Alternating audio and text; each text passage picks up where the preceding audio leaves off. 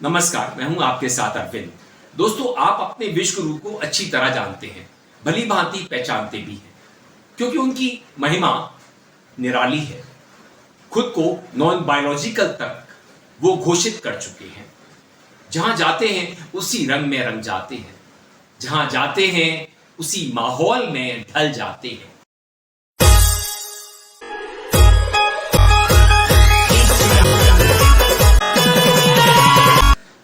ऊंच नीच का भेदभाव उनकी नजर में किंचित मात्र भी नहीं दिखाई पड़ता। भेदभाव नहीं करते वो, छोटा बड़ा कोई भी हो, बड़ी सहजता के भाव से उससे अपना कनेक्शन जोड़ लेते हैं। याद कीजिए 2 बरस पहले जब हिमाचल प्रदेश में विधानसभा के चुनाव चल रहे थे, किस तरह से उन्होंने एक रूठे बीजेपी नेता को फोन पर मनाने की कोशिश की थी। हालांकि वो रूठे हुए बीजेपी नेता मोदी जी की बात को माने नहीं थे। तो हमारे विश्व गुरु कुछ भी कर सकते हैं। और जब हमारे विश्व गुरु सीजीआई साहब के घर पहुंच जाते हैं, गणेश चतुर्थी की पूजा में शामिल होते हैं, उनके परिवार के सदस्य की तरह नजर आते हैं, उनके अभिभावक दिखाई पड़ने लगते हैं। सुखकर्ता दुःखहर्ता वार्ता विघ्नाची नुर्वी पूर्वी प्रेम रूपा जयाची सर्वांगी सुंदर विषेंदुराची कंठी धरते माळ मुक्ता फळाची जय देव। तब हमारे दिमाग में सवाल घुमड़ने लगते हैं, सवाल खड़े होने लगते हैं कि ये रिश्ता क्या कहलाता है। वैसे तो प्रधानमंत्री जी पूरे देश को ही अपना परिवार कहते हैं। उनका जो परिवार गांधीनगर में रहता है, उनसे तो वो मिलते नहीं हैं, उन्हें भाव नहीं देते, मगर पूरा देश उनका परिवार है।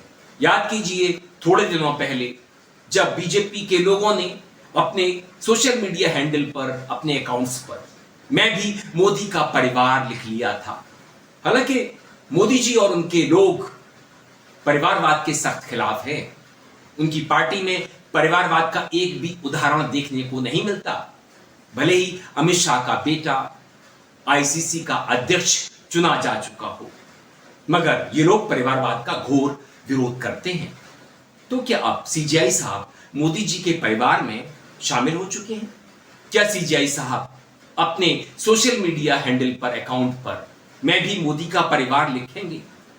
उन्हें लिख लेना चाहिए, क्योंकि जब सीजीआई साहब विश्व गुरु को अपने घर आने की इजाजत दे सकते हैं, उनकी पूजा में विश्व गुरु शामिल हो सकते हैं, सीजीआई साहब की धर्मपत्नी घंटी हिला सकती हैं और विश्व गुरु थाली में दिया रख करके आरती कर सकते हैं, सीजीआई साहब आरती गा सकते हैं, तो बचा क्या रह गया?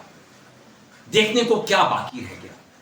हमारे देश में लोकतंत्र के चारों स्तंभ दरक रहे थे और अब हमने खुल्लम खुल्ला जो देश की सर्वोच्च अदालत है उसके जस्टिस साहब को मोदी जी के साथ पूजा करते हुए देखा, उनके परिवार को देखा, तो हम अंदर से टूट गए, बिखर गए।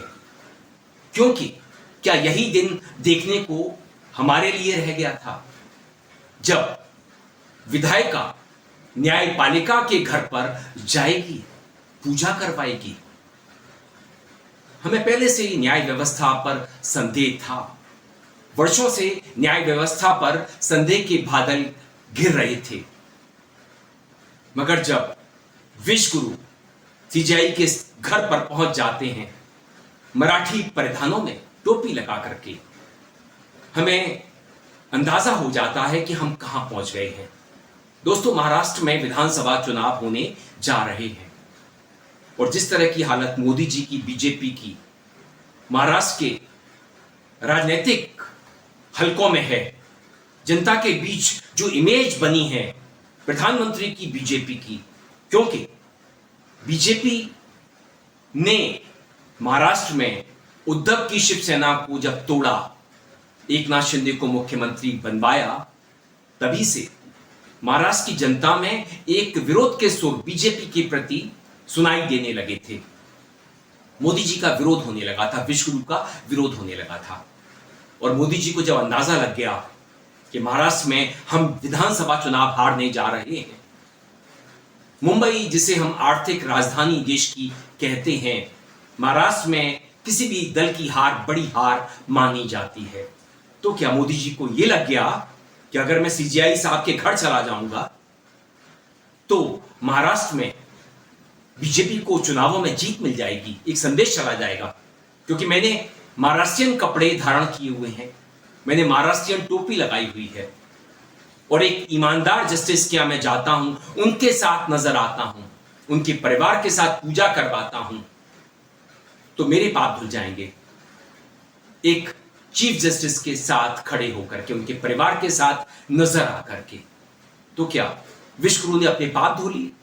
जो भ्रष्टाचार के आरोप मोदी सरकार पर लगते रहे हैं, सेबी चेयरमैन माधवी बुच इन दिनों भ्रष्टाचार के आरोपों के घेरे में हैं, उन पर बड़े बड़े आरोप हैं।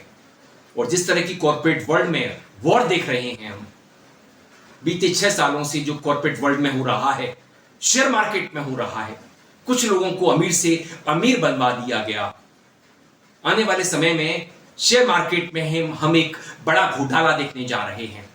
दोस्तों, अब बचा कहने के लिए कुछ रह नहीं गया है। लोकतंत्र खतरे में है, संविधान खतरे में है, इसे बचा लीजिए।